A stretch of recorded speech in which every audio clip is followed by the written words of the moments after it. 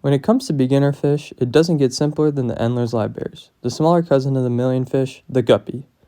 The Endlers Livebearers was named after some guy named John Endler who discovered it.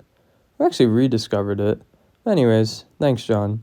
This fish can breed just as readily as guppies can and need to be in at least a 1 male to 2 female ratio. I have found that unlike guppies, at least with my Endlers, the 2 females are larger than the male, which means that the females of this species will have to deal with less aggression from the males. The way you can tell the difference between males and females is that the males have all the colors, like black, green, and orange, while the females have, well, nothing. Some more facts about this fish is that they're from South America, so they'll need a soft to neutral pH, and they also have standard tropical fish temperatures of 75 to 78. It also comes in many different variants and colors, but I have the standard one. These fish are not readily available, and you need to go to a locally owned shop instead of a big chain store to find one of these guys. Fish is an omnivore and it pretty much eats whatever you give it. I just feed it tropical flakes and it gets the job done. You can even see these guys picking on algae on various surfaces.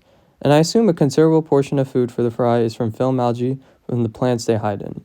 I have found that once they get to a certain size, the fry hang out on the surface of the water, which is pretty funny behavior because I'd assume they would take cover in the plants. These fish, like other livebearers, are often overlooked from being algae eaters because they don't really have a sucker mouth.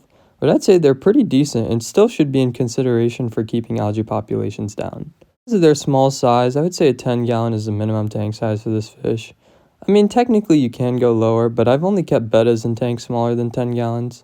But especially if you're breeding this fish, you definitely need at least a 10-gallon, because you're going to end up with a lot of fish. A really cool fact about them is that they can even breed with guppies, and you can make gunlers, which I like to call them, and that'd be a pretty cool project to try in the future. I would also like to argue that even though they're smaller than guppies, they would be a lot hardier than them because they aren't subject to a bunch of inbreeding, as they are less popular and well known. In the end, this fish is pretty easy to keep and I would recommend it for any nano tank enthusiast because there's a lot of color packed in one tiny fish.